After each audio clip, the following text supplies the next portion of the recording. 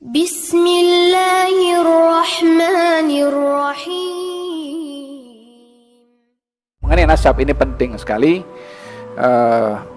baik untuk mengenali nasab Nabi Muhammad SAW atau memahami kehormatan nasab secara umum.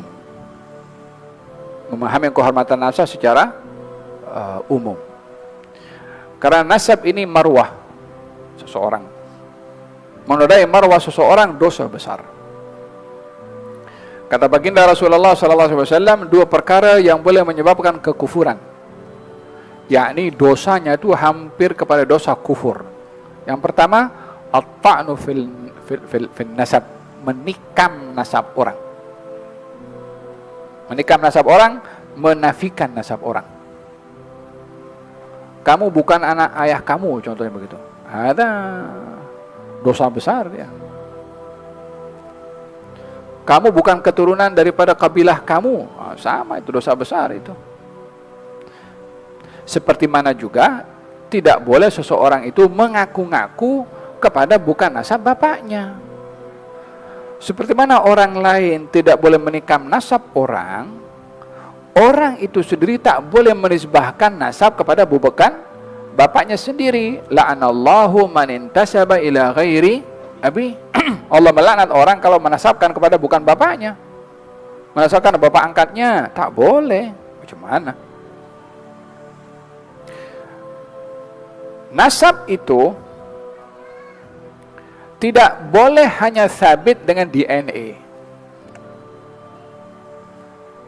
Disebabkan oleh kerana ada kalanya DNA seorang itu sama, tapi tak boleh dinasabkan kepada tuan empunya DNA. Anak zina, kalau dia dapat DNA-nya sama, anak dengan bapaknya, tapi dalam Islam boleh ke anak zina dinasabkan kepada bapaknya? Tidak boleh. Apa sebabnya? Sebab sabitnya nasab itu bukan dengan DNA. Yang pertama sekali adalah dengan pernikahan yang sah. Itu baru sabit nasab. Di zaman Nabi Muhammad SAW ada seorang keluarga kahwin. Si perempuan ini sebelum kahwin dengan lelaki ini pernah berkahwin dengan lelaki yang lain.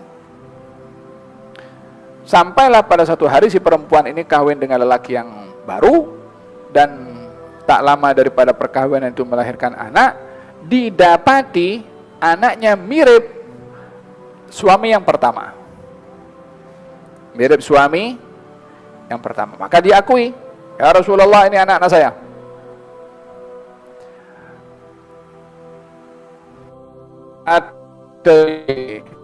Pasangan itu anak saya. Kan mengatakan al-walad bil firash. Anak itu adalah anak pada siapa lelaki yang setilam dengan perempuan itu, yakni dengan suaminya yang baru.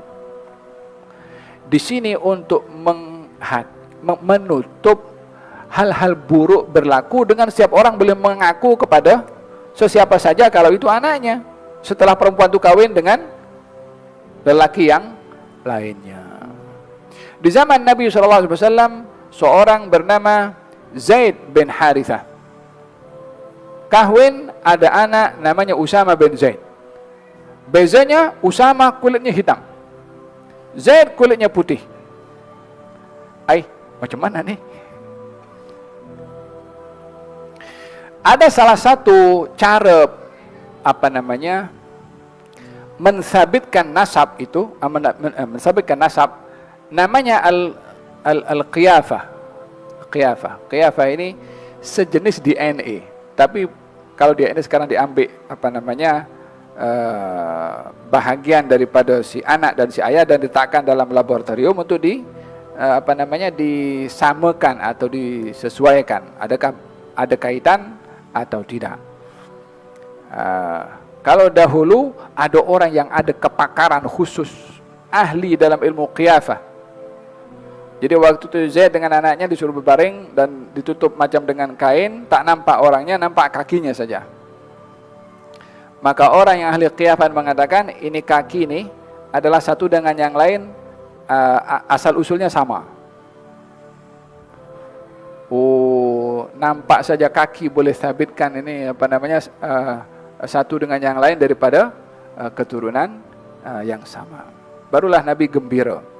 Ini yang dijadikan oleh sebahagian ulama sebagai dalil untuk membuktikan, untuk DNA menjadi dasar dalam pensabitan nasab. Namun bagi ahli fiqh tidak dijadikan DNA ini sebagai satu-satunya dalil independen untuk mensabitkan nasab. Mesti dibantu dengan bukti-bukti yang lain. Dan tidak dijadikan sebagai satu-satunya dalil kecuali dalam situasi yang sangat sukar untuk membuktikan nasab anak. Contohnya keliru, dekat hospital letak nama dengan tak tahu, semua bayi sama. Yang mana satu anak saya gitu kan. Barulah sini salah satunya adalah dengan menggunakan DNA. Tapi itu sudah ada pernikahan dan seterusnya, hanya keliru yang mana satu anaknya. Ya kan, kadang-kadang berlaku seperti ini. Wallahu ta'ala alam bisawab. Sedikit berkenaan dengan nasab, kita akan bahaskan panjang lebar pada pertemuan yang akan datang, insya Allah.